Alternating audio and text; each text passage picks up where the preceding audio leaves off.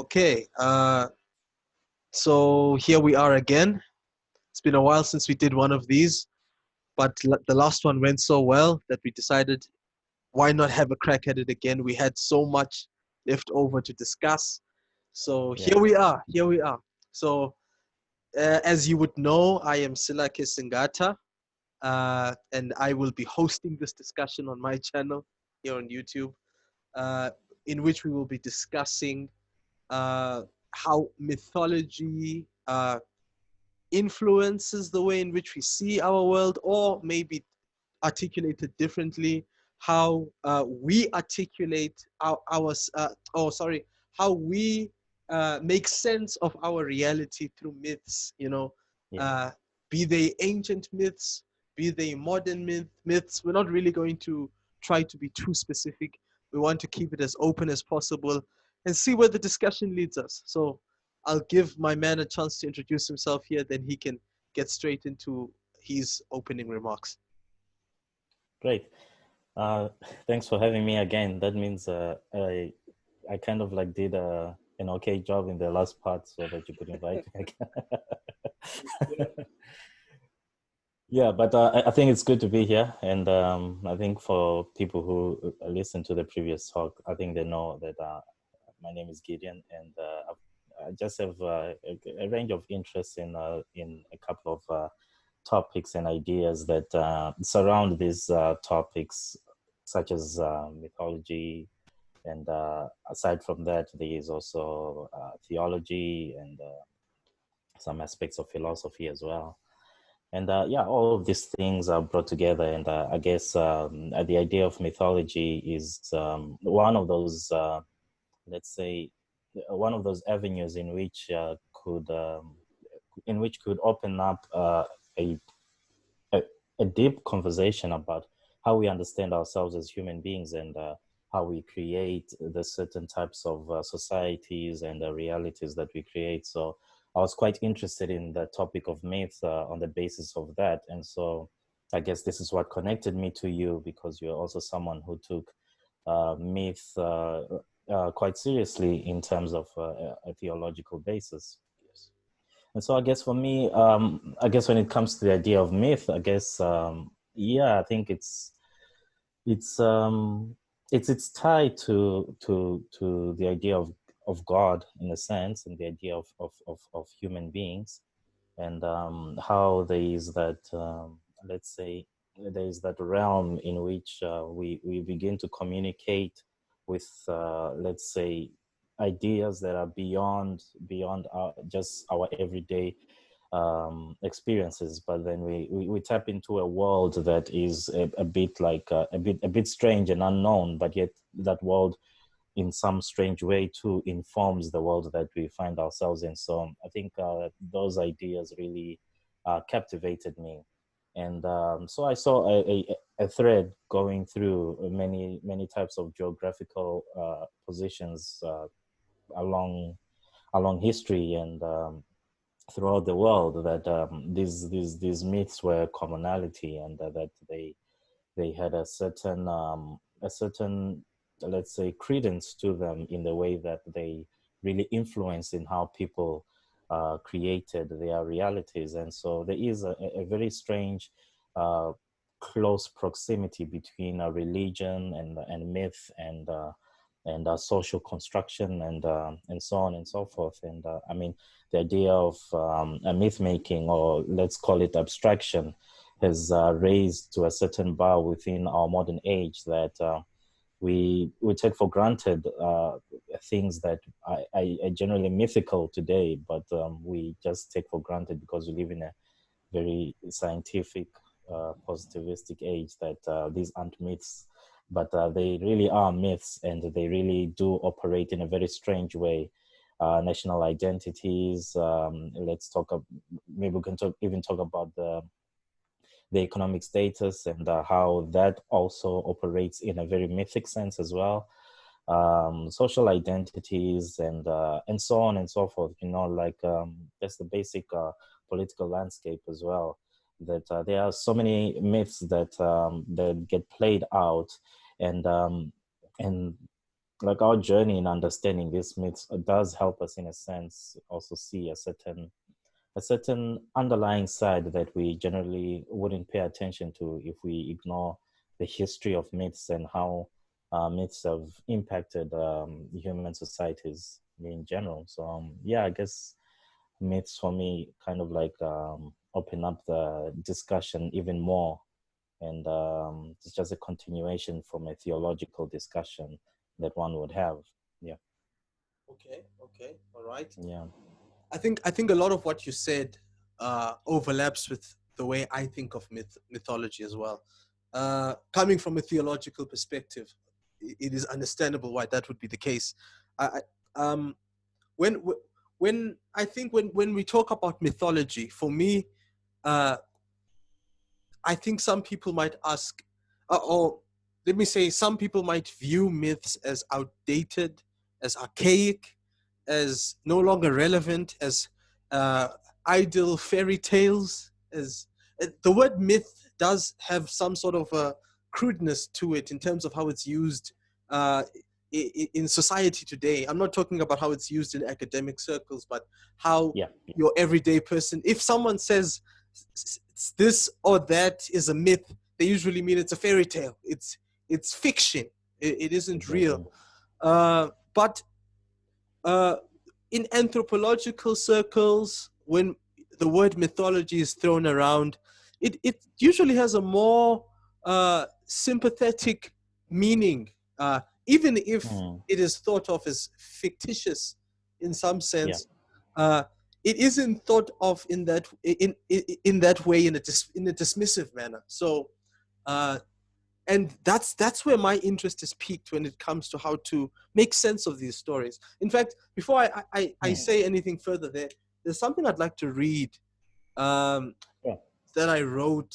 I mean, it's not, I didn't write this. It's a quotation that I noted, that I jotted down mm, from um, Jordan Peterson, a very controversial figure that we discussed last time, yeah, uh, from his book Maps of Meaning. Early in the book, in on page 8, it's a little bit of a dense paragraph, but I'm just gonna read it here. sure, Maybe I won't read all of it, but here it goes. And I quote: "How is it that complex and admirable ancient civilizations could have developed and flourished initially if they were predicated upon nonsense?" So just to interject there, this goes yeah, back to the idea that some people think of myths as nonsensical fabrications. And of course, if you actually look at ancient civilizations like Egypt, for example, right here in Africa, they yeah, were founded on these mythological ideas that the entire state, um, uh, the entire economy, the entire country or kingdom or yeah, empire was founded on this religio-political ideology where Pharaoh was not just a political official, Pharaoh had mm, religious significance. Pharaoh was the son of Ra, you know, yeah, the sun god of Egypt. There was yeah, a mythical aspect or underdrop or backdrop rather to the political reality of Egypt. And Egyptian civilization is one of the most well remembered ancient civilizations. They accomplished things that uh, we would not have imagined that people of that time could do. They of erected course, yeah, buildings that have stood the test of time and are with us today. I don't know if yeah. anyone can build monuments that can last that long today. Like I So, mean, on the point of the Egyptians, like it's so interesting in the sense that their mythologies mhm, tapped into the idea of eternality. mm, I mean, today us as modern people still look at the pyramids of Giza with such admiration. mm, mm, And when you look at some of like some of the architectural sites of ancient of the ancient Greeks, yes, and even you can add the Romans as well. I mean, their buildings are dilapidated. These buildings are falling apart, and it's kind of like also tells the type of society that was building these things, that they wanted to ingrain a certain sense of eternality in their ideas, that our ideas will stand the test of time, and indeed they have stood the test of yes. time. I mean, if you look at the Greeks, I mean, in Athens, the Acropolis, or you look at Rome, the Colosseum. I mean, these buildings are. I don't think they will last for like another 500 years. They keep falling apart, and repairs keep coming up so that they can maintain them.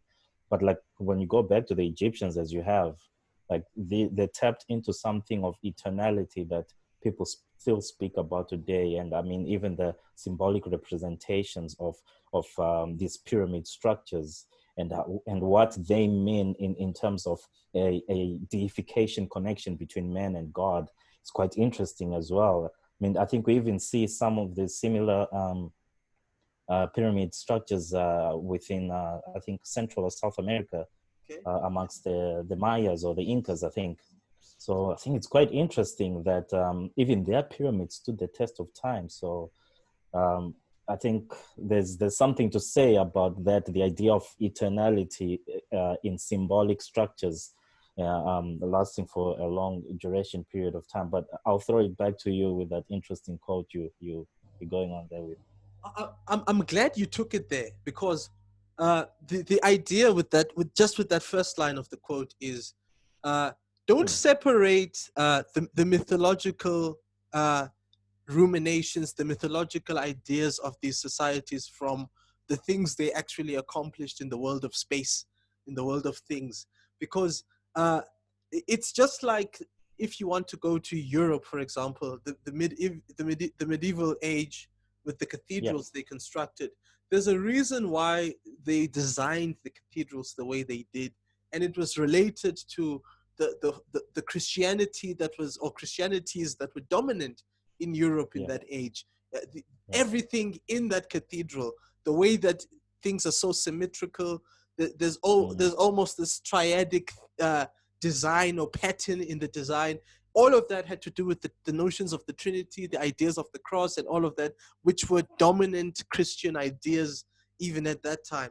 And yeah, it has you can see the religious thinking, the mythical thinking of that culture in the way they build their own buildings. So why would exactly. we want to then separate that out when it comes to these even more ancient societies like the Aztecs, the Mayans, Yeah, like the Egyptians, the idea that I think Jordan Peterson brings out in just that first line is, let's not be too quick to dismiss these ancient civilizations and their myths, because yeah, with those mythical articulations, they were able to make sense of themselves and their world in such a way as to erect buildings and thoughts even that we still have today.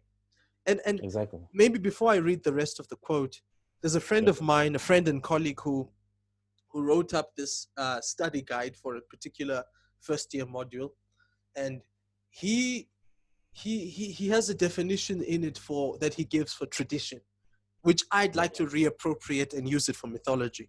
The definition is tradition are stories that we tell ourselves about who we are, something like that. Mhm. And I would say, in some sense, that's what mythology is supposed to be. There are, at an instinctual level, there are things that we know about ourselves. We don't even know we know them. It's sort of like an embodied knowledge. For instance, if you find something disgusting, the Mm, even before you know you find it disgusting, when you smell whatever it is or taste it, there's a bodily reaction to it where you are yeah. repelled to it. It's an embodied sense of disgust. I know this is probably not the best illustration to use, but you know that you find that particular thing repulsive even before you know it, and Yeah. that knowledge is embodied. And I know this is not the best example, but let's use it in any case to say there are things we intuitively know about ourselves. uh, it, we may not know them in any thought through way. One of my favorite philosophers, for example, whom Jordan Peterson isn't a fan of, Jacques Derrida, says, and I quote, Mm, I rightly pass for an atheist." And when asked by another one of my favorite philosophers why he says, "I rightly pass for an atheist," instead yeah. of just saying, "I'm an atheist," he says, "Well, I don't know what the hell I am." He says, all that I know about myself is this particular part of myself, which is atheistic. But there are most certainly aspects of myself that are a mystery even to me, that pop out when I least expect them. And at some intuitive level, there is a sense in which I have faith at a yeah, level that hasn't risen yet to the level of consciousness. Uh, but yeah, the point I'm making with that is mythology, uh, yeah, myths are representations which emerge over time and yeah, evolve and change. It's all there's you can't ascribe one author to a myth. These are things that exactly. Yeah, civilizations uh, construct collectively over time, over stretched out periods of time. yeah, And the thing with yeah, mythology, sorry, let me just close the door here. sure. Ah, yeah, the thing with mythology is that it even in one society over a, let's say a couple of 100 years, it doesn't have one form, one monolithic form. It evolves and takes on different shapes uh, to Yeah, in order to continue to be relevant to the society in question. But maybe let me just read a little bit more of that quote here. Let me just grab my sure. glasses. Okay, so in brackets he writes, if a culture survives, grows, does that not indicate in some profound way that the ideas it is based upon are valid? If myths are mere superstitious proto theories, why did they work? Why were they remembered? Traditional societies predicated on religious notions have survived essentially unchanged in some cases for tens of thousands of years. How can this longevity be understood? Is it actually sensible to argue that persistently successful traditions are based on ideas that are simply wrong, regardless of their utility? Is it not more likely that or is it not more likely that we just do not understand how it could be that traditional notions are right, given their appearance of extreme irrationality? Is it not likely that this indicates modern philosophical ignorance rather than ancestral philosophical error? So, with that particular point, that Yeah, particular line of questions, yeah, where that leads my mind, particularly in our part of Africa that we're both from, is the idea that uh, of course we have a colonial history which goes back, let me round off and say a little bit over 400 years ago. Maybe if you wanted to be yeah, very careful, you'd say something like 500 years ago, though it's not 500 years. In any case, before that time, we had civilizations here in Africa that stood the test of time and have been around for thousands of years, relatively yeah, of unchanged. course. Yeah, And people survived, and civilizations grew. They discovered solutions to agricultural problems that worked, solutions that when the colonizers came through, they even adopted. Uh, yeah, Solutions on how to grow crops in lands that are not so productive. So they came up with these things, they came up with these ideas, and they had these ideas which uh, missionary Christianity has tended to criticize as primitive and ignorant, and yeah, even devilish and satanic in some sense, exactly. demonic. But is it really fair to dismiss these civilizations and their ideas and their myths and rituals as demonic, as superstitious, as irrelevant, when they in fact were able to sustain such big communities for such long periods of time? And Jordan Yeah, Peterson is actually saying, no, that's nonsense. We are the ones who are ignorant of how yeah, myth works. So I think that's maybe my way of saying that's what really gets me interested in the whole mythology thing, and makes me say maybe let's have a deeper look at these myths. I don't know if you had yeah, anything you wanted to respond to in any of my yeah. I think yeah, I think you've just summed it up well there, and I'm just glad in terms of how you built up everything and just displayed it in that way. It's interesting to see that when people deal with the idea of myth, as you said, outside of, let's say, academic circles, there is a sense of like we're talking about fables and stories here, or something that is like just a tale, or some form, like some form of thinking of that manner.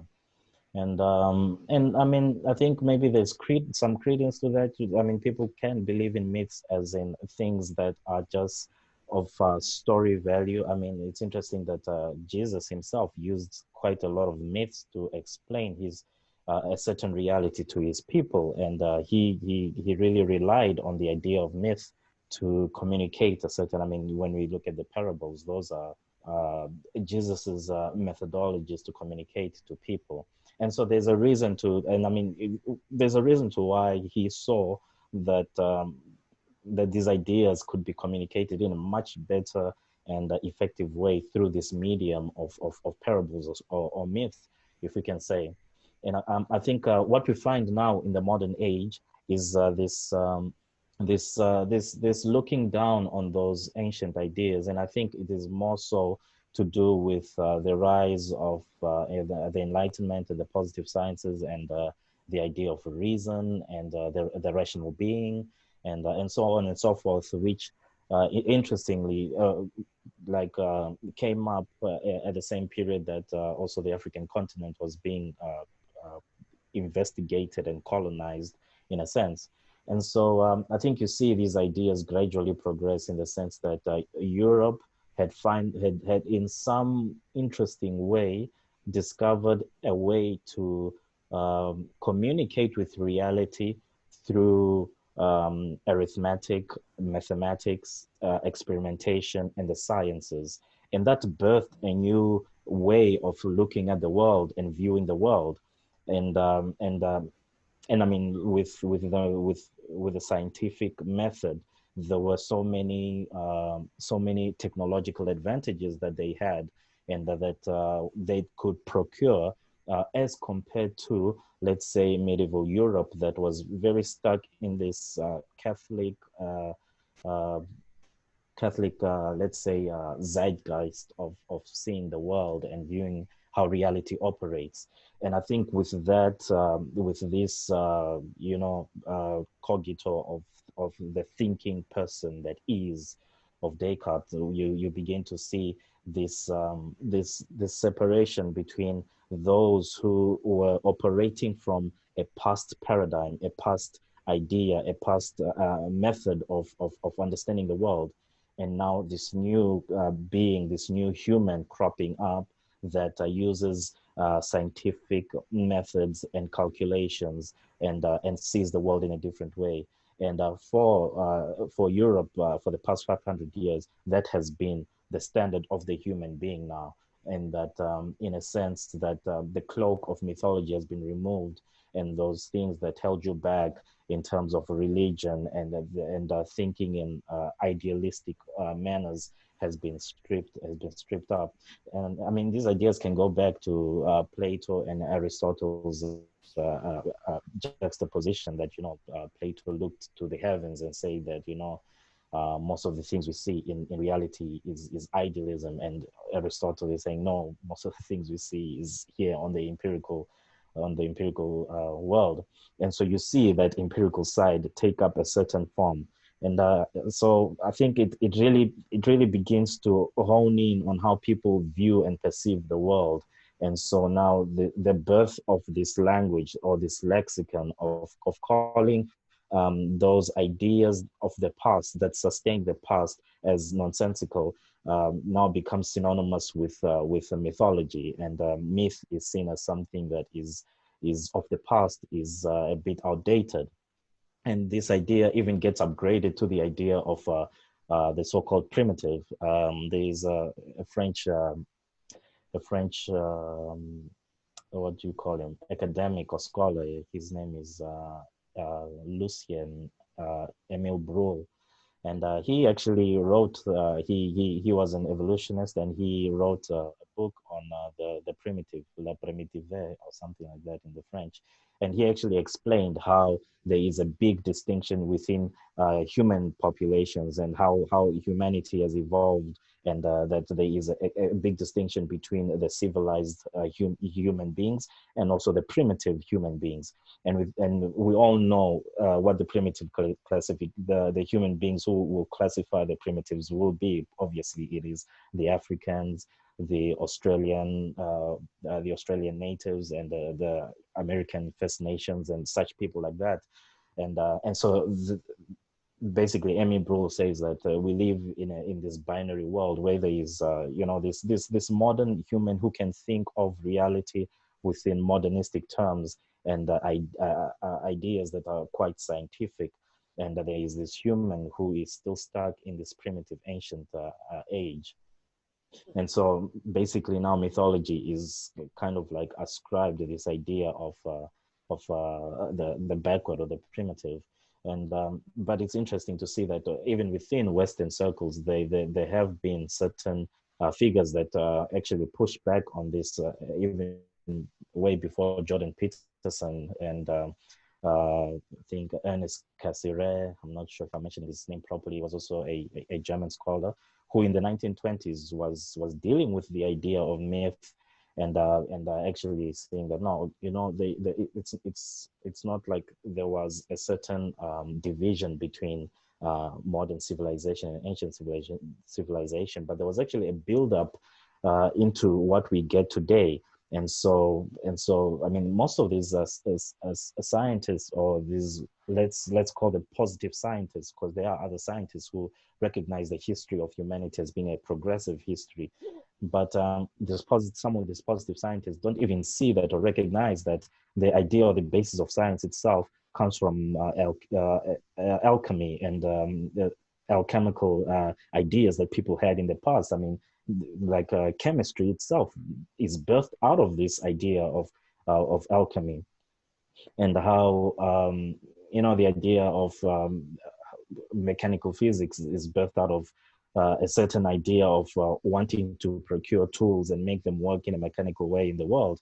And so there is this progress. And so I think um, what they had left out is something that was essentially central to our understanding of how humanity has come to be.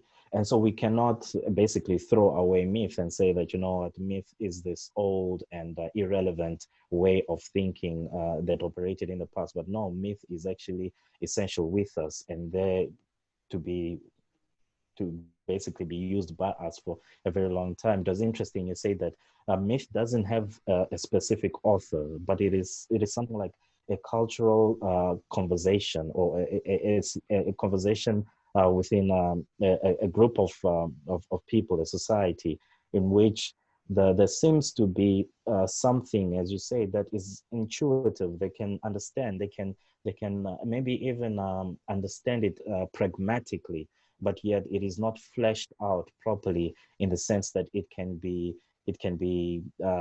either abstracted or caught on or described within a certain page or scrolls or stuff like that.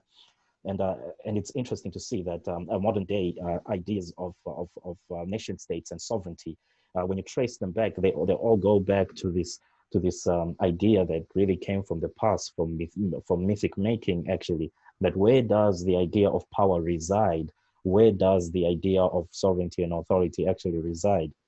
And the Egyptians came up with that idea through the story of Horus and Osiris, and the combination of these two figures to actually represent the being of Pharaoh and who he was. And progressively, as that idea develops, it gets incorporated into men being created in the image of God, in the image of this higher abstraction, and that within human beings, that value is rested in there. And I mean, the idea of our modern day human rights comes from that idea of Genesis 1:26, that God decided to create men in His own image, and that every human being has value, inherent value in them. And so I find it quite interesting in that sense. And so now I think also, just to put, I guess, Jordan Peterson on the chopping block here a little bit, is that he's quite an interesting figure because uh, he sees myth in a very, let's say, fresh perspective, and you would actually think like some of his controversial ideas and his conservatism sometimes it doesn't really match up with his academic prowess. You would think like someone like that would be quite liberal or in their ideas and quite open and quite progressive ideas generally like are accommodated with a liberal leftist mindset, if you can see it in that way, and a more right-centered conservative ideas are those that want to preserve a certain understanding of the world. And so when he goes back to myth, it's quite interesting to see that he makes these connections and he comes to these conclusions. But just I guess one of the things that probably we have to also maybe be careful with Peterson as well is the sense into which he he has a certain way of seeing the sciences or the, let's say, a certain way he procures reality that does not necessarily match with how he would necessarily portray out the historical evidence of myths. Yes. And so I think it would go into a lot of detail of his ideas or what he thinks about certain types of things. And I think he generally does appropriate these myths to tell a particular story that he wants to tell, which is a conservative, maybe let's say right-leaning story. And I think myths don't just fall into those categories easily. They spread out. They are complex. They are not linear. They just all over. They, I mean, they are like they leave you in what? Okay, let's use a Derridean term since you're Jacques Derrida's disciple in the sense of the aporia and this impasse or this moment of confusion, and that's what myths leave you as. And so that's my problem with Jordan Peterson is that he wants to paint a certain linear understanding of myth, which can be to a certain extent, but then he leaves out the other side in which myth always always leaves us in a position of potential chaos, and it's not just order. It's not just as he would think it that he's prescribing an antidote to chaos in his second book, but I think there's another side to it, and I think he realizes that, but he doesn't dwell on it much. That there's a side into which myth is kind of like it's open ended, and it can really be engaged with from many aspects and um, many ways in that sense. So yeah, I think I just wanted to throw that in there, but I don't know if you want to jump in and you can say something else to that effect. Yes, actually, I'm glad you actually went there because I was also thinking of taking things to that direction. Particularly, with how Jordan Peterson uses or works with mythology. Uh, I think you've put it very well. You've put it very well. What I can say there that I have noticed about I appreciate how you have been careful to always say myths in the plural, and Yeah, rather than treating it as a singular, uh, monolithic thing. yeah, And sometimes when you listen to Jordan Peterson, or if you read Maps of Meaning, which is a very dense book that I'm slowly working my way through. yeah, Very, same very here. slowly, very slowly. I'm in no hurry to finish it. I just want to understand it. Where in Maps of Meaning, he sort of worked out all the things he thinks back in 1999, and everything he's teaching basically is based on that. You can sort of say Yeah, it's like his magnum opus, or his the textbook that he uses to sort of uh, ground anything he's going to teach or say or lecture on. So his ideas about myth there do sort he does know that myths are not monolithic. He does say that, but he does leave you still after making that admission with the impression that he admits it and leaves it, and then he works as though the myths he's touching on are monolithic. I mean, Yeah. let's take the Enuma Elish and Genesis chapter 1. In my channel, I have a bunch of videos there. I have a series, incomplete series. I need to complete that series. But where I actually show or argue, and it's not an original argument. This is something that scholars have been saying for more than 100 years. But I, I, Yeah. I basically argue that Genesis 1 is a response to the Enuma Elish. So there you have one myth responding to another. In other words, myths don't agree with each other. Uh, Mm. and certain mythological representations emerge as a refutation of others. Uh, so when you look at the Enuma Elish as an example, there are aspects of the story which are problematic. Let me give you an example. Uh, the gods conspire to kill. No, actually, the father deity. There's a father deity Apsu and a mother deity Tiamat, and they create these gods, their children, and these gods Yeah. go up and down and make a noise and disturb the peace. And the father god, Apsu, uh, decides he's fed up with these gods and wants to destroy them. Tiamat, the mother goddess, uh, she says, just bear with them. They're your children. They make a noise, but you can't destroy them. That's unpleasant. Their son, one of the Mhm. gods, Mumu, the visor of Apsu, the father, says, nah, don't listen to mother. Destroy them. You're right. You should destroy these guys. So Apsu, to cut a long story short, decides he's going to go through with it. He's going to destroy the gods.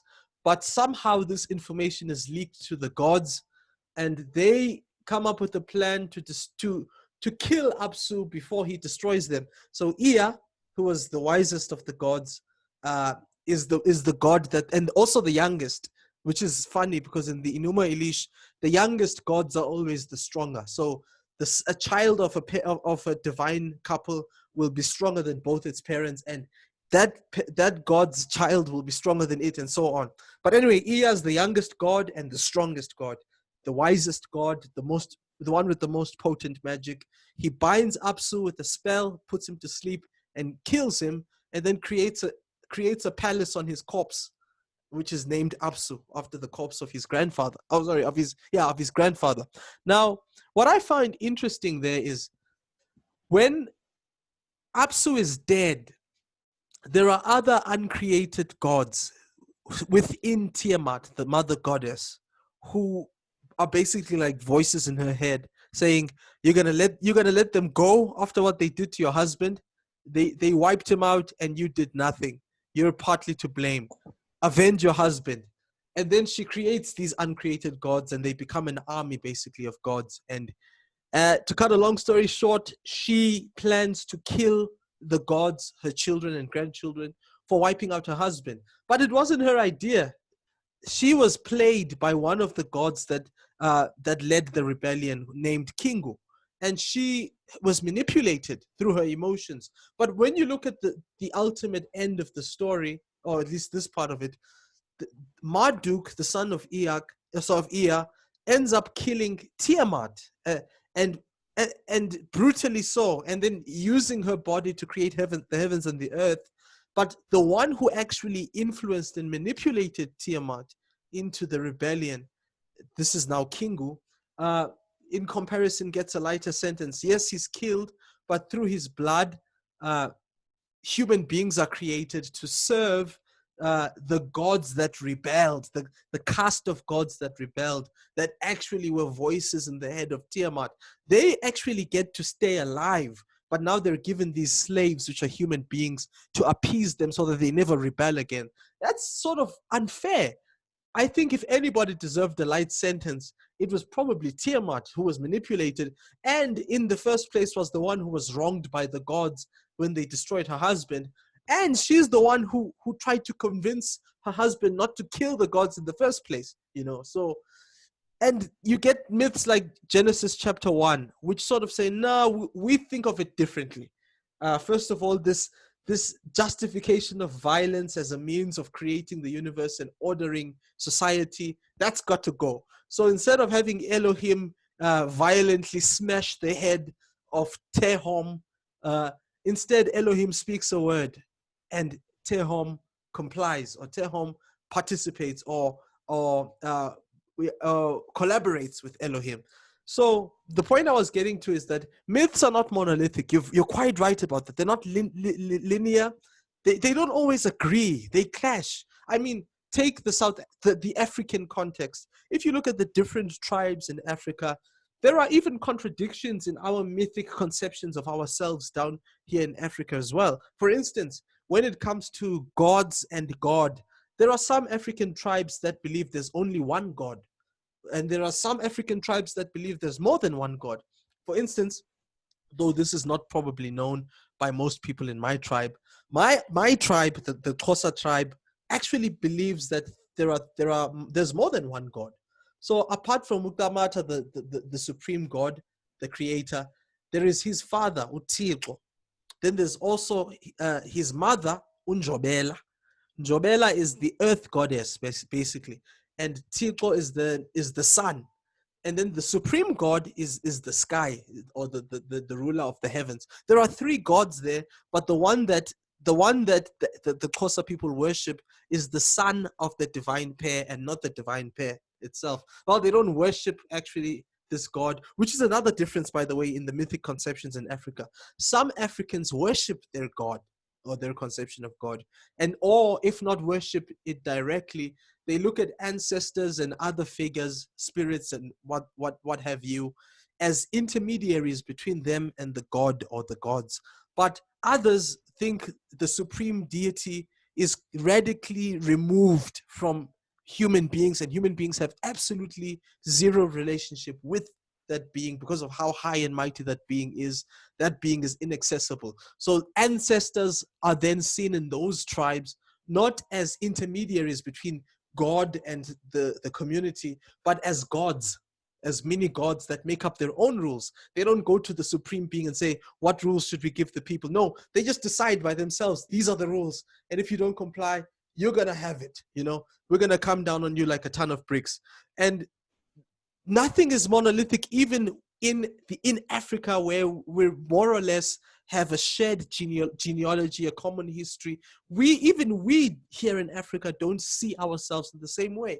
So yeah, there is that tendency in Jordan Peterson, I think, even though he acknowledges that these myths are not monolithic, there is sometimes, when you look at the way he works things out and the loose connections he makes, there is a tendency to sort of make them appear as something straight. Something else you touched on, which I don't want to sweep under the rug and I want to shine the spotlight on, is he's got these very progressive views when dealing with these ancient stories. Very progressive, and I think spot on views, where he's better than a liberal in that a liberal would say, these are just symbols, and Yeah. Yeah. but it's not just symbols for Jordan Peterson, uh, but he's not a fundamentalist because he doesn't say these actually literally happened at the same time.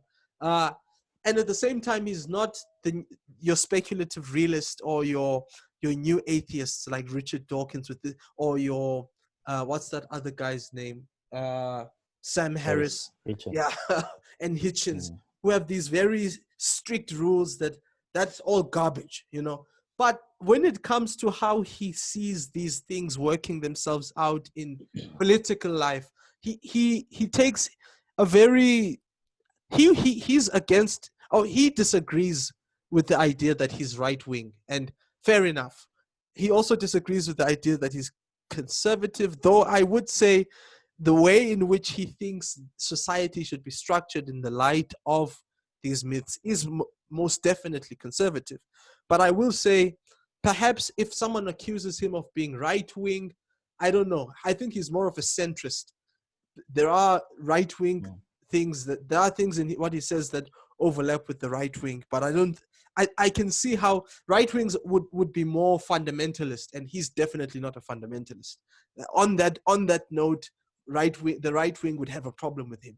But maybe let me take it back a little bit earlier to some of the things you said earlier on that I want to shine the spotlight on.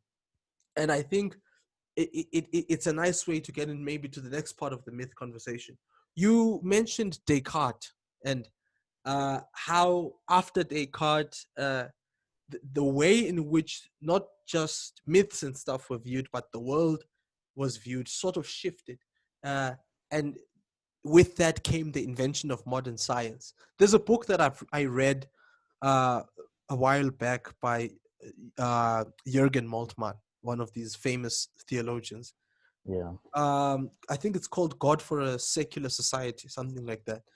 And somewhere in that book, somewhere towards the end of that book, he talks about how uh, I'm probably going to misrepresent him in the finer details, but this is pretty much what he argues.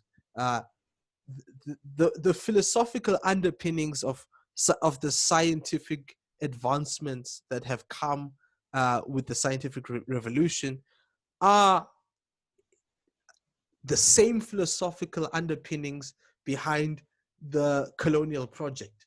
So that's why the exploitation of colonial peoples in the global south, or the third world, if you please, sort of corresponds with the the oppression of the earth and nature, where when we have this ecological crisis, it's also we can trace that back to the same time that we had this crisis of colonization. And uh, the thing is, nobody doubts the utility of the scientific empiricist approach to looking at the world. I mean, you and I are talking now through Zoom as a result of the success of that approach. However, it's a success that comes by stripping the world of the value it had in the eyes of the people when they looked at the world mythically. Uh, the world is no longer a sacred thing. The world has been demythicized. And when the world has been demythicized, the world can be treated as a test subject, as a thing to be manipulated. Not just the world. Humans haven't just manipulated the world, but humans can now manipulate the nature of humanity itself at a biological level and at philosophical levels. So, which leads us to a point where there is something of a crisis in meaning. There is a looming nihilism, in the sense that uh, there was an age or a general epoch where, or zeitgeist where God was basically the absolute. And Yeah. then there was a moment around the time of the French Revolution and that whole Renaissance era where, Enlightenment era, where human beings and humanism emerged, and the human being took the place of God. But now, Mm. in the era in the zeitgeist of the time that we are in, the time that we are in right now, our zeitgeist, it's more technological, where even even the category of the human being is not as absolute. Things that we thought we knew, things that we thought we were certain about what humanity is, are being questioned. Yeah. So to the point where people are talking about the possibility of human existence without a human body. Uh, Mm. these things have been thought of. I thought this was just pure sci-fi, but I've read some stuff recently that showed me that some of the leading research universities on technology, actually, there are actually leading scholars who take this stuff seriously and are actually working on this. And I'm like, wow, science fiction is not just entirely science fiction. It may be fiction in that none of this has happened Oh. yet, but people are actually thinking about these things at a serious level. The point that I'm getting to is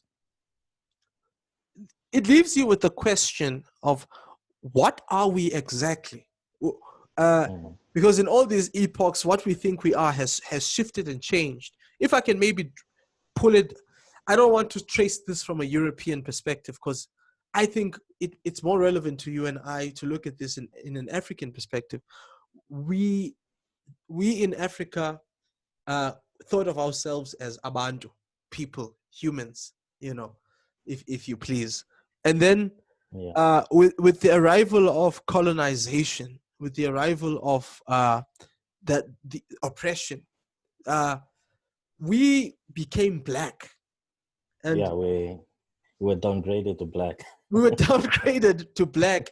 And to anyone watching us here and thinking, why would we say that's a downgrade? And isn't black synonymous with African? There's an author I think that both of us are engaging currently. Um, uh, Calvin Warren. Calvin Warren. Yes, I was looking for the name. Calvin Warren, who wrote a book called Ontological Terror, who explains this Yeah. pretty well and pretty convincingly to me, which is uh, Africans enter the European modernity via colonialism, not as Africans, but as apparatus, as instruments, as tools, i.e., as black people.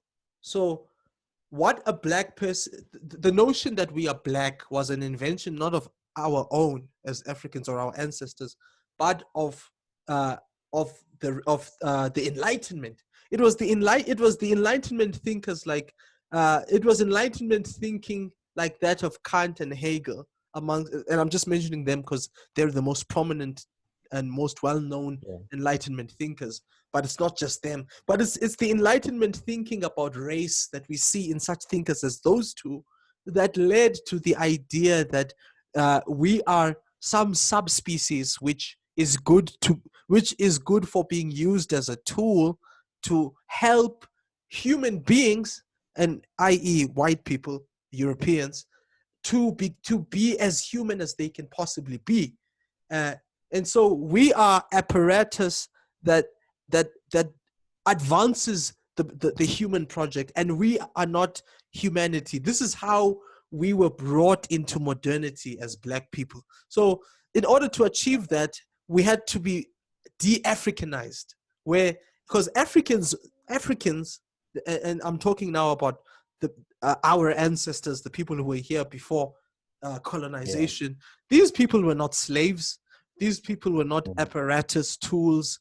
Uh, these were people. These were humans.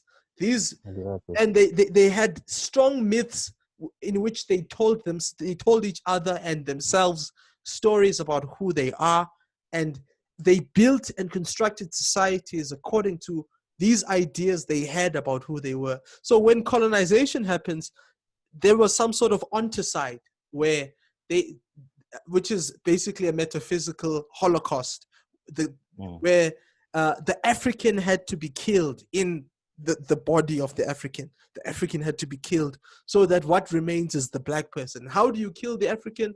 Well, in the case of African Americans, it was through slavery, making Mm. them human instruments through slavery.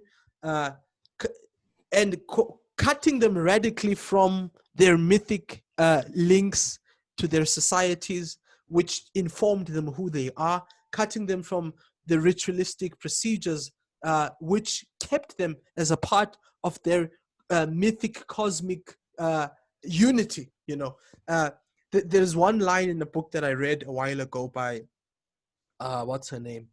Uh, M. Sean Copeland, a book called Enfleshing Freedom, where she's quoting an anthropologist who argued that when these Africans got on the boat, in Africa, in some African societies, there's this idea of a kulunga line, where uh, when a person dies and then becomes an ancestor, they cross that line in order to become an ancestor. Some African societies conceptualize it that way and use that term.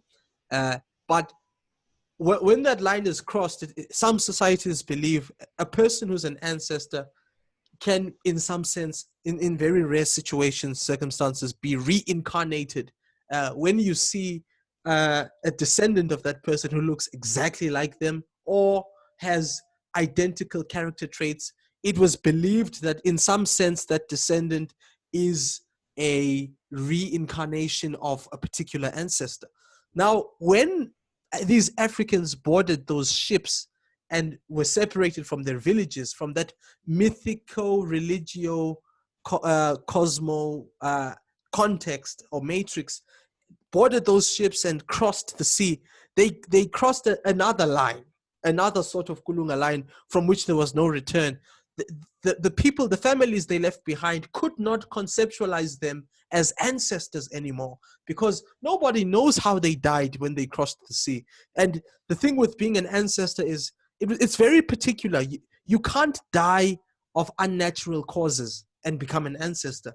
The only people who became ancestors, this is pretty widely uh, commonly held in most African tribes, uh, the people who become ancestors are those who died of natural causes, number one, and secondly, those who had a marriage and descendants. They become ancestors. Now, these people who boarded these ships disappeared forever. Nobody knew whether they died of natural causes eventually or not. They couldn't even become ancestors. They didn't just die in a foreign land physically, but they also had a metaphysical death where they couldn't even become ancestors and be honored and remembered and continue to be a part of their communities. They were divorced from their mythical, religio, cosmo matrix, And here's the kicker: in some societies, it was believed that these figures, these individuals that crossed the ocean, were taken as slaves, would come back as evil spirits now, because uh, if someone dies and does not have a proper send off and does not transition and become an ancestor, it is believed in most African societies that they become uh, forces of evil, either in the more animistic African societies, evil spirits, or in the more dynamistic African societies, evil forces, evil impersonal forces. But one of those two. Uh, and in other societies, the more animistic societies, their spirits were believed to come back to haunt them and cause trouble and be demons, basically. So it is interesting. You could look at that phenomenologically. You don't need to take it literally and say that these were literal demons that come back, because how do you test such a thing? But in a phenomenological sense, where you say the experience that these people are having is real. Whatever is behind the experience itself is real.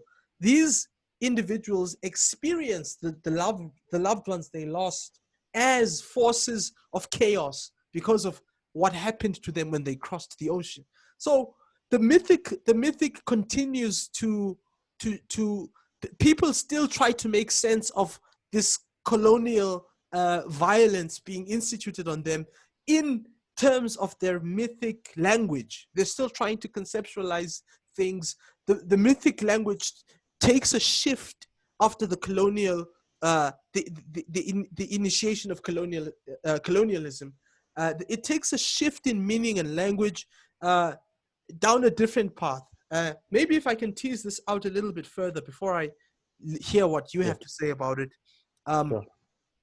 when you bring it, uh, Fanon in Wretched of the Earth, uh, even, and this is something that one of my favorite New Testament scholars, John D. Crossan, John Dominic Crossan, picks up in his big book on the historical Jesus. But Fanon Yeah, I has like him too. The Jesus Seminar guy. yeah, the Jesus seminar guy. So Fanon has this idea that, and I mean, I'm new to this idea. I need to reread that and reconceptualize it. But this is it. This is from a first reading of that part of the book. Fanon has this idea that uh, in a colonial situation, people, and this is reading, think demon possession.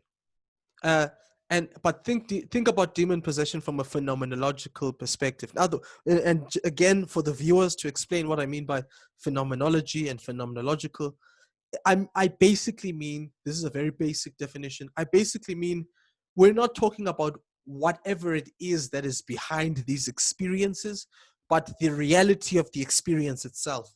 So the experience of demon possession viewed phenomenologically, we are basically saying whatever it is that is actually happening there, whether these people are actually demon possessed by some supernatural forces or whether it's just a psychosis or psychological condition, we're not going to make judgments about that. But the experience itself is real, at least as an experience. And this is the reality of the experience from an existential perspective. So So here's the move that Fanon makes. In colonial contexts, these cases of demon possession, look, there were ideas of possession by spirits that existed before colonialism, but these in colonial contexts, all of a sudden, there was a blow up in cases of demon possession, and the phenomenon of demon possession, of people being possessed by malevolent spirits. And uh, and the way that he makes sense of this is, when a person is colonized, they are dehumanized. They are pushed down and put to the ground and subjugated so intensely that they will even make recourse to myth uh, in order to get any semblance of power. Now, interestingly, if you look in Zimbabwe, for example, I was reading this. I was reading this about 5 months ago, so I don't remember the specific details of this case that I was reading about in this particular academic article. But there was a case of demon possessions in this particular village in Zimbabwe. I forget the name of the place, but the word that they use to describe demons, I don't know if this is the Shona word in general for demons, or if it's a Shona word that's used for a particular set of demons or in that particular region. But the word they used for demon is the exact same Shona word that is used to refer to a white person. And what these demons did was, in some cases, the people who became demon possessed were people who were previously raped. And so they were disempowered through the experience of rape. But when they would be demon possessed, they would have a sense of power, and they would say things and declare that things against the people that actually raped them, and they would be empowered in a way that in their normal state of mind they aren't. Or people in society would have a bravery even against a colonizer that they would otherwise not have. So the idea that comes through is that demon possession is a phenomena that manifests itself among subjugated people because it's their last resort to some semblance of power and agency in a world where they have been stripped of power and agency and their faces have been put to the ground. They've been crushed by the weight of colonialism. John Dominic Crossan makes a connection and says, isn't it interesting that in Israel, in Mesopotamia, if you read the Old Testament, there was no such thing as demon possession in the Old Testament. It just didn't exist. It's not even clear that there was a devil in the Old Testament. There is a figure named Satan or Satan, but it's not even clear that the Satan is a bad guy in the Old Testament. He seems more like a morally ambiguous character, and he lives in the court of Yahweh. He's in Yahweh's court in heaven, and he accuses people, sort of like a prosecutor in modern day court cases. But by the time you get to the New Testament, Satan or Satan is a bad guy, and there are demons, and there is demon possession. Where did that come from? Well, John Dominic Crossan says the shift that took place is Israel was a nation, an independent nation, but by the time you get to Palestine and Judea, and Israel of Jesus' time, the Judaism in the days of Jesus, they have had to live through a whole bunch of periods of should I say, colonization. First the Babylonians, then by the Medes, then by the Persians, the Seleucid Empire, the Greeks, and then eventually the Romans. They have been subjugated over all this time, and Crossan takes that idea from Fanon and says these subjugated people have demon possession as the only way in which they can be empowered. So when you have a story where Jesus casts out a legion of demons into a herd of pigs, the mythical meaning of that story, according to Crossan, is legion is number one. That's a term that was used for a particular part of the Roman forces, the Roman army, and Jesus cast them out into pigs, which were regarded by Jews as unclean, ceremonially unclean, and they fall over the cliff and drown in the sea. Jesus is basically saying he's going to do that with these unclean Romans. He's going to take them and shove them to the sea. That is the way that Crossan reads that story, which would explain why at the end of that story, the village begs Jesus to go away. It says they became very afraid and they begged Jesus to go away. they seem to not want to get in trouble with the Romans because the meaning of that particular occurrence is very clear. Now, you don't have to read the story literally that Jesus literally cast out demons into a herd of pigs to get the phenomenological gist of the story here, which is that uh, mm, there is a connection between demon possession and colonial oppression in some sense. So I mentioned this example, and I know I took longer than I thought I would, but I want to throw it back at you. But I mentioned this example to say the mythic is still going on in some sense. We haven't stopped thinking mythically. Uh, we look at these churches today. I don't want to use the term charismatic to describe them because even in the charismatic tradition, uh, they distance themselves from these people who are feeding people snakes and all of that. Because that, but in it, I have a friend in the charismatic tradition who, by the way, was doing masters at the same time as me, but he's recently finished. But anyway, who did his research and all of this, and he pointed out to me not to that I shouldn't make the mistake of thinking that in as much as they are charismatic, they are a fringe aspect of the charismatic overall charismatic movement. But anyway, people go to those churches, people go to those spaces and act out or dramatize uh, states of minds that are pretty strange. If you've ever seen any of these things, video clips or TV or anything, some of these people eat feces. I've seen that. Or vomit feces. Some of these people eat rats. Some of these people uh, are possessed, they say, by spirits that make them do really strange things, strip naked or what have you. And they go to these places to be freed of uh, of this oppressive aspect. And the way that I'm sort of starting to make sense of that, I wouldn't say that this is an overall explanation of the entire phenomenon, but I think a part of what's going on there is people are so dehumanized and so oppressed and so disenfranchised in everyday life that the only recourse they can make to any sense of deliverance is mythical, religious, supernatural. That's the only sort of the only sort of freedom or liberation that seems attainable to them. And so they, I think, to some extent, what's going on there is to these with these possessed people in some of those spaces is they the the oppression they experience in life is dramatized in some sort of ritualistic mythological sense, and some sort of mythic religio liberation is enacted so as to take the place to be a surrogate of sort of an actual material liberation so that they can live life continuing to live in the oppressed state they live in with having experienced what is a supplement for the liberation they lack, if I'm making any sense. That's where I see myth going now I'm going to throw it back at you. I don't know if you have anything to say in response to that. You don't have to respond to that because this is some sort of conspiracy theory that I'm working out in my mind or something. But if you have any response, I'd like to hear your feedback, or maybe you'd like to take it in a different direction. But over to you, man. um, yeah, I think let me try. Let me attempt to respond to that. Um, I think my I think my broadband is not that powerful here, so I might be cutting on and off. Okay. So you'll just you I guess we'll just live with that the technology, right? I'm telling you.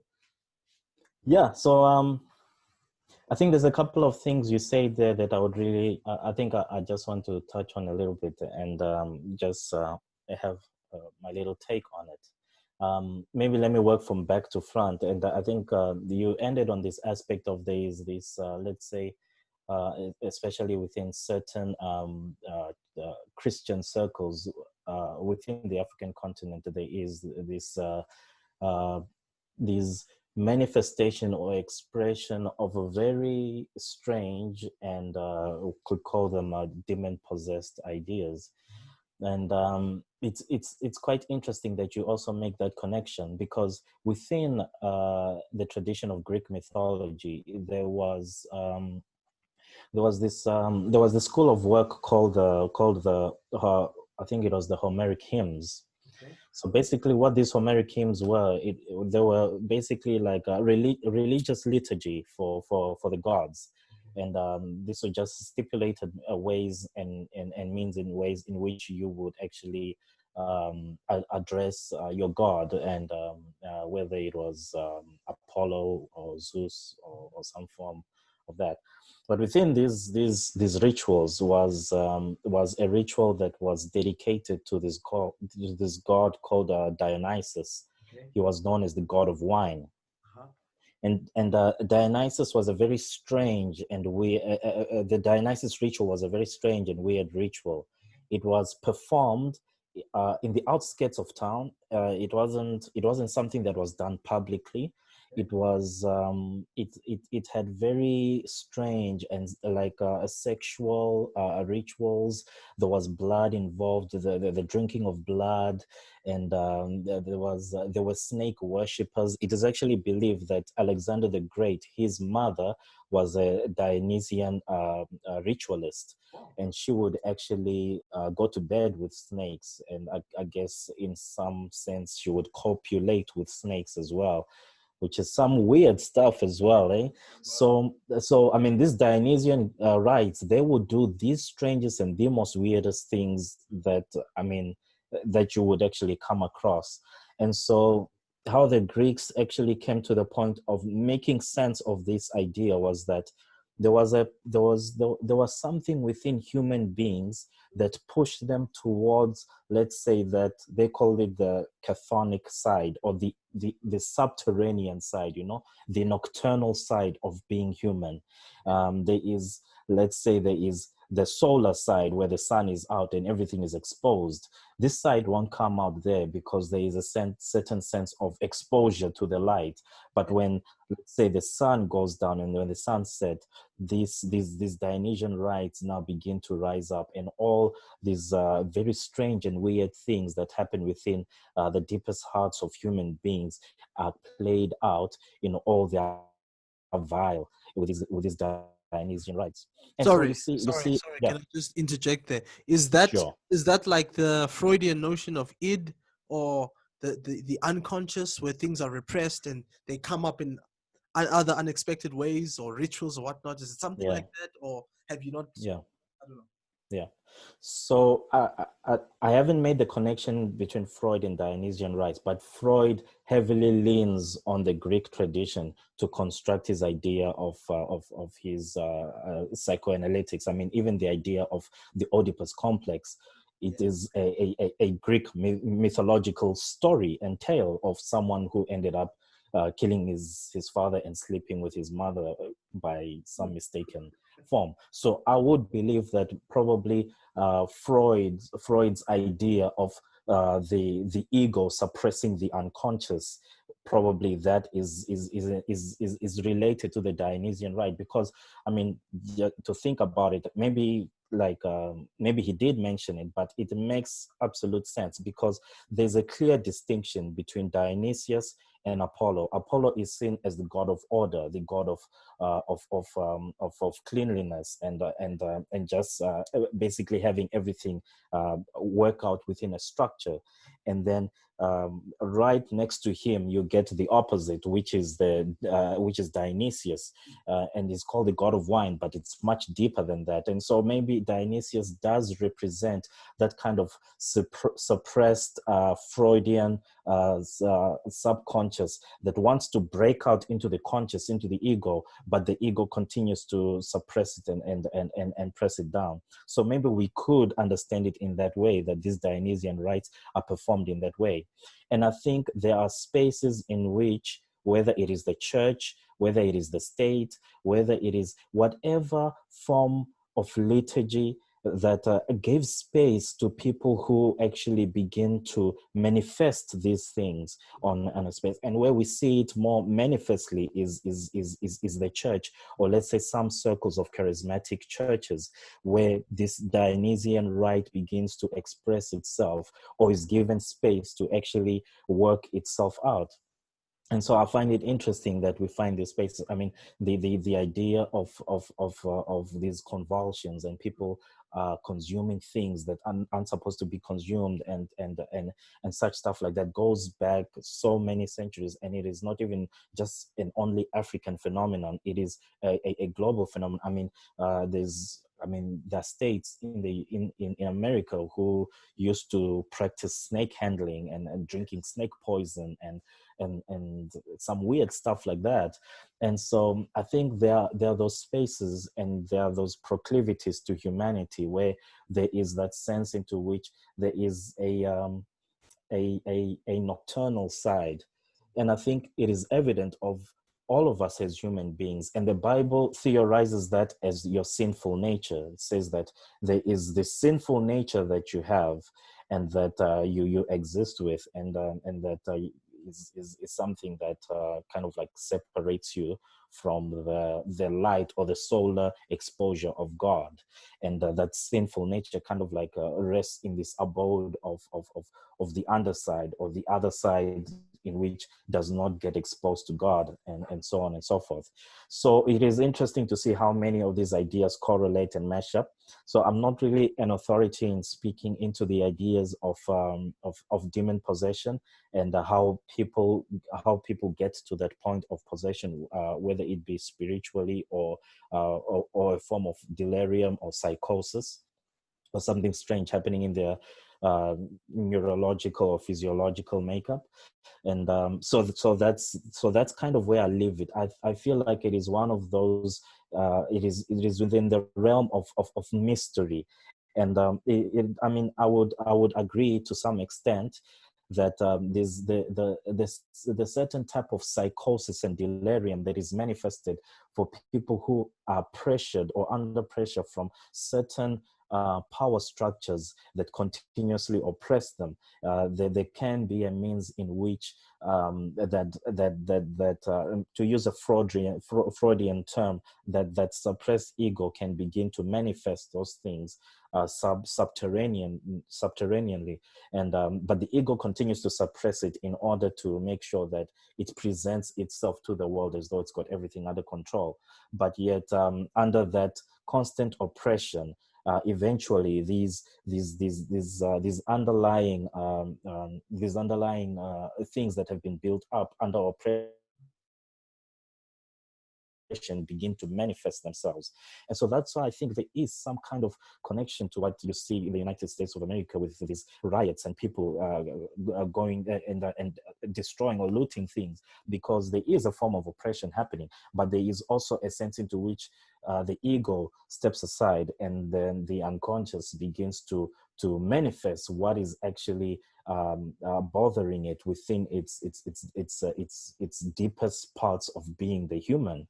And so I guess Freud is a good person to bring in our understanding of this psychosis, and as well as Fanon as well, in his understanding of this person who is under the yoke of colonialism as well. And so I think that's what I would take it as far as, and I think it's something that I would actually want to investigate a little bit more, is that how are our psychosis manifested within an oppressive space. And I think they are manifested in so many different ways, whether it is in a sexually aggressive manner, in an abusive manner, and I mean, there's a whole range in which these things would manifest themselves. And so the church, in some sense, becomes a space into which, and I mean, so many people say that, but why is the charismatic church doing this or doing that? But maybe if we looked at it in this way, maybe the charismatic church is opening a realm in which we do not actually pay attention to. Maybe we've been too influenced by Eurocentric denominationalism. When I say that, I say the Anglicans, the Baptists, the Catholics, and so on and so forth, Eastern Orthodox. Maybe they have been so tainted with the idea of the Enlightenment thinking into their Christianity, that this side that maybe we are neglecting as human beings is not being addressed. And so that's why there's a mass exodus of people going into the charismatic churches, because some of their spiritual needs are not necessarily being met within these traditional church structures, and so they're shifting towards this space.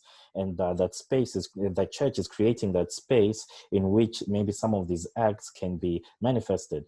Now, is it done in the right way all the time? I really doubt it. I don't think so. I think sometimes it is done in a theatrical manner, and that those leaders or the pastors who are involved in it kind of participate in it, and in some way, in some form, maybe aggravate that idea. But I mean, the idea of let's say exorcism began with the Roman Catholic Church to create that space, or let me say in its formative form. But we know that the idea stretches back to ancient times, within the times of Jesus, and I don't think Jesus was the only one who exorcised demons at the time. I think it would have been a common occurrence within certain spiritual figures, with the capacity in which they could actually engage with people and the powers that they would have. Yeah, but to put that aside, yeah, I think a space has been created, and this space is something that is welcomed by certain populations and peoples. I mean, now we should wonder why the charismatic church is becoming a more populated church than the traditional churches of Europe in our days, as we progress more and more into the future of our continent. It's very weird in that sense. But I want to leave that hanging there for now. Maybe we'll come back to it later. Not to go back to some things that you said earlier. And I think you touched on, I think this is the last piece I'm going to do on Peterson, because I think he occupies a bit too much of our conversations. We must push him out. Yeah, it is. I think for me, Peterson is not that special as a guy, because in the sense is that Peterson is a very smart intellectual, because he is able he's very good at articulating himself. I think he's actually a better orator than a writer. I struggle reading his books sometimes because of the way he just structures his sentences. I don't know if you found that, or Yes, you've come across that. especially maps of Yeah. meaning. exactly, exactly. So, but he's quite fascinating as an orator, because I think he's found the skill of articulating himself pretty well and his ideas pretty well.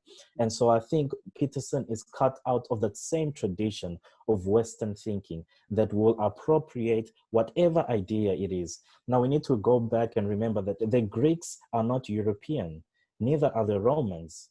These are these are civilizations and peoples of the Mediterranean basin. They weren't necessarily Europeans in the same way that we think of modern day Europeans that came from certain Germanic tribes within the northern parts of Europe, or the mountains of or the Alps of Germany, or something like that, or and Switzerland. But there's this there's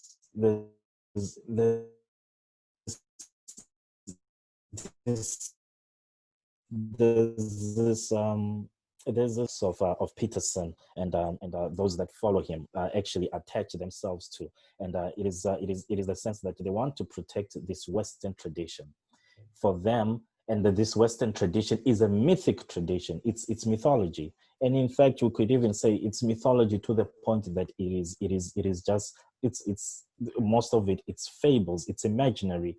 It's imagination taken from in a very strange and academic setting, basically. Because I mean, this begins in the 1500s. Luther, um, can you hear me? I can hear you. I can hear Oh, you. okay. Sorry, I thought I was breaking.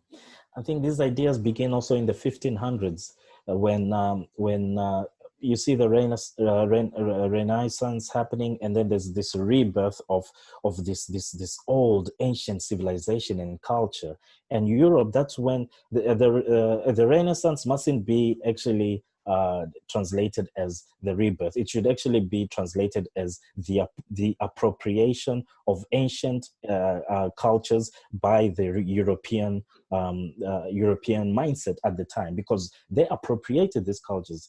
Remember the Greeks and their high philosophies and their thinking was almost completely lost. I mean, their archives were burnt, and all of these guys, Plato, Socrates, and and all of their works were gone. And it is actually the Arabs who preserved these works and translated them into Arabic and preserved the tradition. And now through Europe's contact with the Arabic culture is when now the ideas of Plato, Aristotle were revived in this context. And so again, the attachment that the Europe or the idea that Europe thinks that it has this straight lineage with these civilizations of this is nonsensical. And I mean, they even want to stretch it further to the point that they explicate their origins back to the Egyptians. But we know that there's a clear demarcation historically between these peoples and who we are right now. And so I think what Jordan Peterson is trying to champion, as well as every other Western thinker that wants to preserve the Western tradition, is that they want to champion this mythic of the West. The West is built on a solid foundation, which is Christianity and the Greco-Roman tradition. And they say that this is the foundation in which we build our society from, and it is on it is on these traditions because of their so-called strength and resilience in the past. It is here where we tie back our lineage to. Again, that's just mythic. That's just, I mean, I could appropriate that idea and say that, hey, you know, my ancestors are also the Greeks, and I could do the same thing. That's basically the same thing that they did with the Roman and the Greek material. And so now I think this is why I want to kind of like push back on the likes of Jordan Peterson, and I'll throw in there even the people he looks up to, such as Carl Jung, Eric Neumann, and all these guys that he kind of like looks up to, Dostoevsky, Nietzsche. All these guys have a tradition that they want to protect. In fact, Nietzsche, when he laments on the death of God, he's in a sense he's so before I say that, I mean, the death of God doesn't begin with Nietzsche. Nietzsche just basically, everything was basically done for him, and he just announced the death of God. Everything actually happened. So he just comes in, he thinks he's smart, and well, he is quite a smart guy. So let me not say that. But he's being quite ambitious and verbose with his language about a factor and a phenomenon that people have known has happened for a long time already. In fact, I actually trace the death of God idea back to Descartes, when Descartes actually says "cogito ergo sum," that I think, therefore I am. The idea of saying that because I think, the need of God is no longer necessary. The I am of Yahweh is no longer necessary because I now assume the position of the I am, is a powerful gesture in the sense that God loses his significance within a scientific age. And and so nature comes along about, I don't know, 300 years or 200 years later, and announces to everyone, oh, God is dead, we've killed him. And it's like, yeah, we know that, we've been interacting with this. So again, I think there is a real strong Western tradition that is being worked out here, and I think the West prioritize the method, the scientific method. I think above everything else, the West could lose. They could lose and everything. They could lose their religion. They could lose even their God. But I think the procurement that comes with science, and science basically, in my personal understanding, and I mean there's a lot of understandings of science, but in my understanding, Western science is the championing of harnessing energy and controlling energy.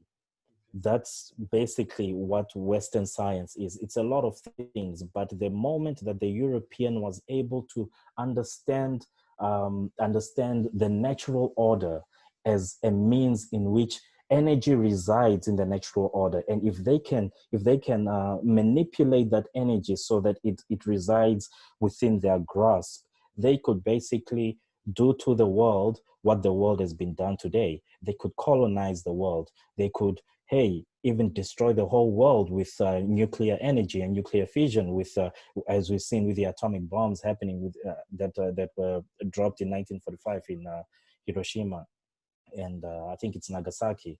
And I mean, all of that uh, just progresses all the way to the point that now the West can harness hydrogen bombs. Hydrogen bombs are basically a replica of the energy that resides in the sun. That is, and the sun produces so much energy because of the nuclear fission of hydrogen and helium. And so they harness that power through the sciences.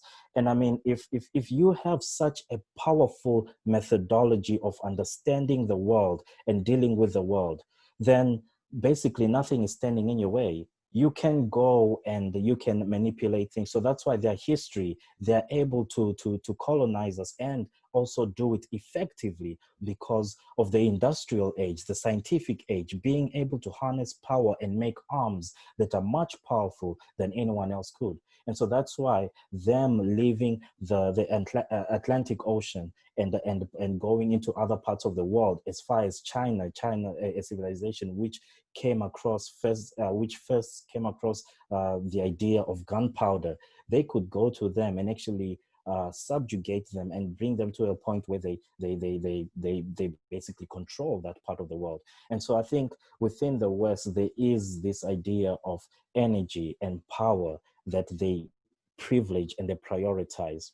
Now our civilizations as Africans, we don't like necessarily privilege or the idea of power or harnessing energy in that idea or in that sense, and which is in some sense one of the ways in which we were kind of like colonized and conquered in that manner.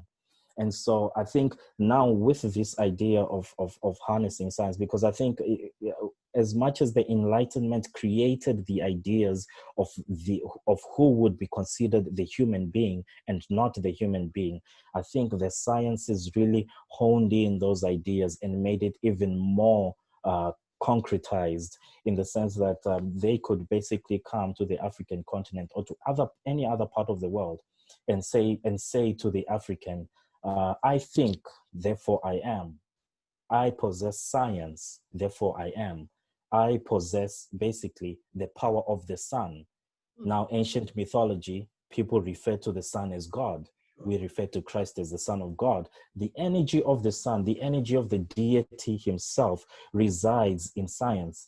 And so basically, those who do not possess that energy are those who then basically are the non-humans, the ones who can be used as tools, indispensable. Genocide can be committed on them. They can be called black.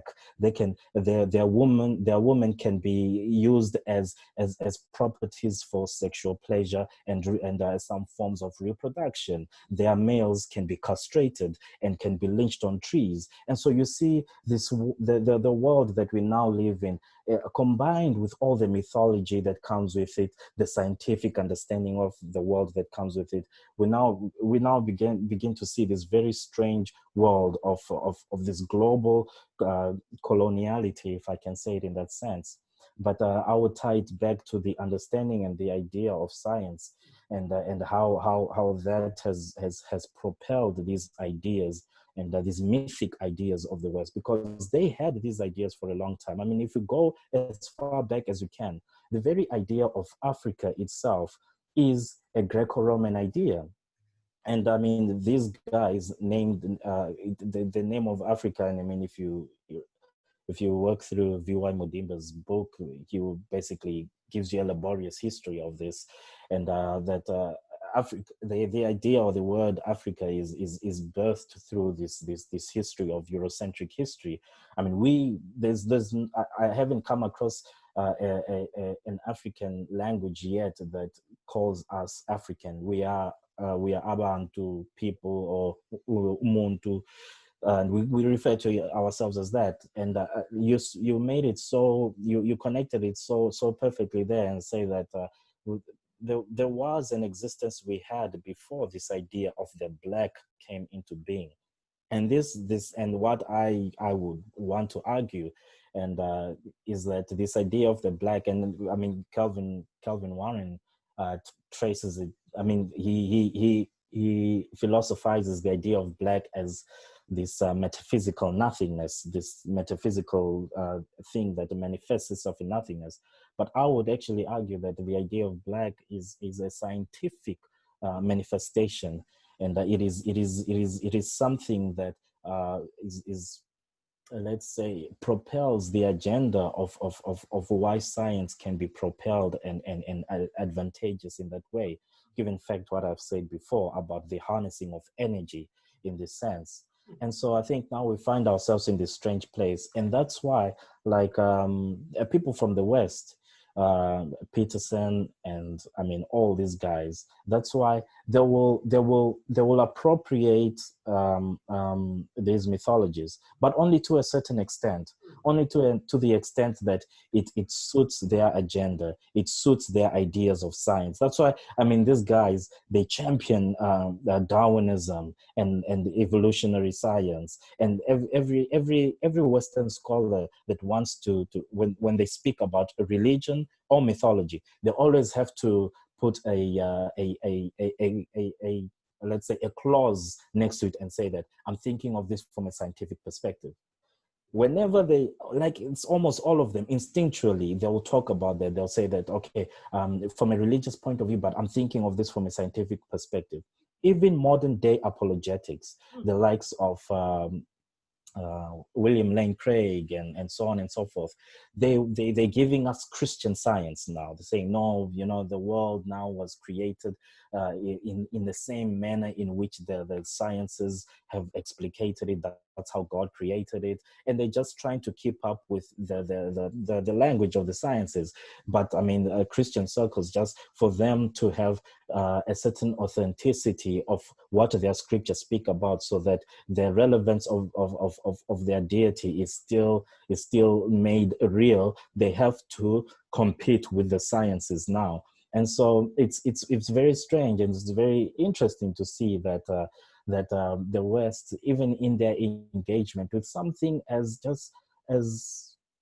religion, as something as spirituality, there always has to be added a scientific explication to it that can be attached to it. And so that's why I say that my problem with the Western tradition now is that its idea or understanding of myth is so encapsulated with the idea of science, and as I like to define it, the harnessing of energy. And so no one escapes this mode of thinking. Not Carl Jung, not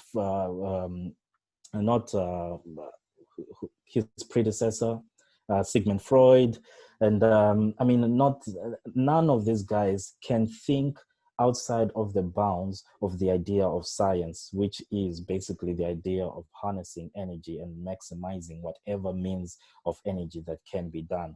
And in that sense, then we can begin to talk about the birth of capitalism, its modern day political effects into which our nation states keep running circles around. Like, there's nothing that's going to come from these political organizations that are created within the African space, and there's nothing that you can procure from it, because the idea itself is encapsulated with this idea of a Western idea of how the world should operate. Modern politics, modern sociology is all built on the basis of a science that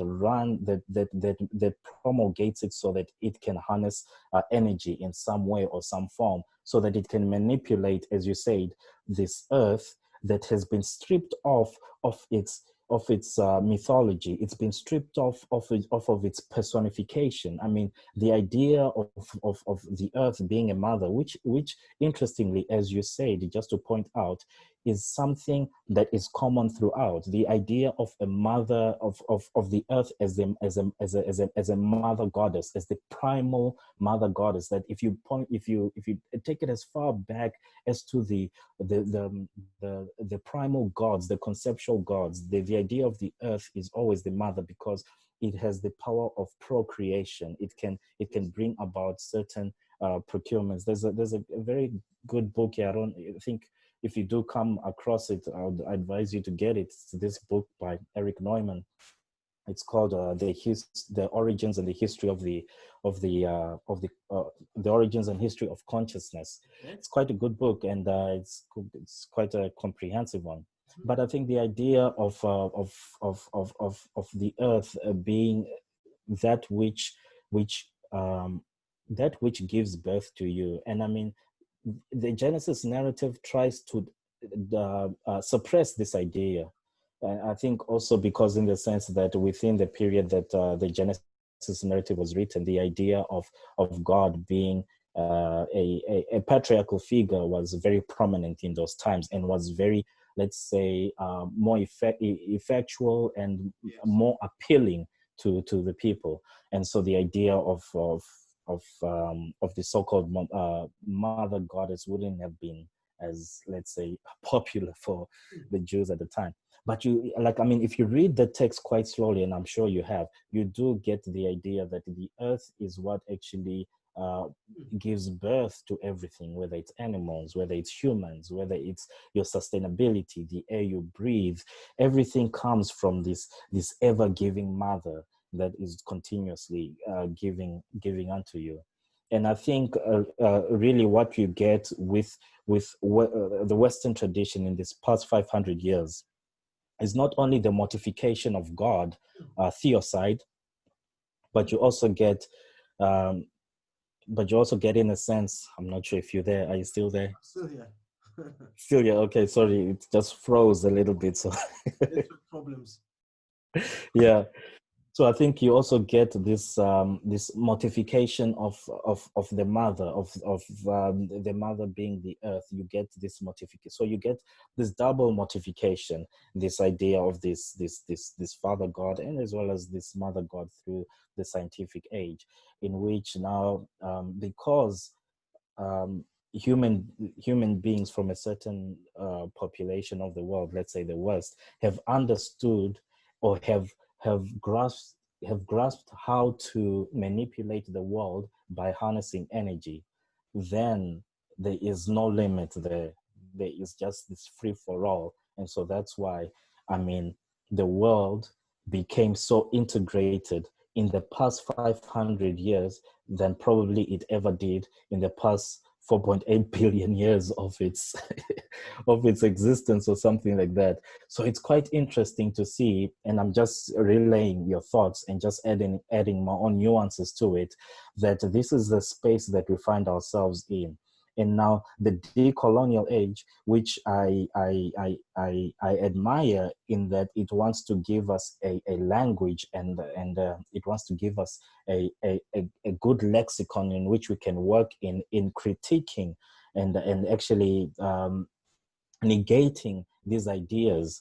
But I think what the decolonial age kind of like, I don't know, maybe there's still to work on it. I'm not an expert at this, but what I feel like they focus on is epistemology, Western epistemology, as well as Western economics, which is capitalism. Those as the two major as the two major prognoses of why we have an anti-Black world. Okay. I would agree with that, but I would actually argue that below that, in order for these two to actually function the way they do and be as effective as they are, we need to see what lies underneath deeper. And the answer is in what people like Francis Bacon were doing, what Copernicus was discovering, and Galileo was coming across. Those let's say primal days of the scientific age, in which human beings from that part of the world were beginning to actually try to understand the world, but also to harness its energy. Those are what the I would say the decolonial era now should try to maybe focus or touch on, because there is where the idea of, because I mean, before the scientific age, Europe was basically stuck within its borders. I mean, they feared people from the east and said the Turks are gonna come for us. You know, they're going to come and take our kingdoms. So let's fight. I mean, Southern Europe was basically colonized by the Arabs and the Muslims at a certain period point in time. But I think it's at this birth of this conception of harnessing energy is where you begin to see a certain form of arrogance and trust in their method, that it works, and now it begins to birth and grow out into many parts of the world. And because they were so successful at their method, then they basically thought themselves as gods in human flesh, and what nature would call the Ubermensch. Yeah. Let me start by saying, my God, you Mm. are brilliant. The connections Oh, you just made, my mind is blown. My mind is blown. And I'm you know, helped. I was helped by your connection. So don't be modest.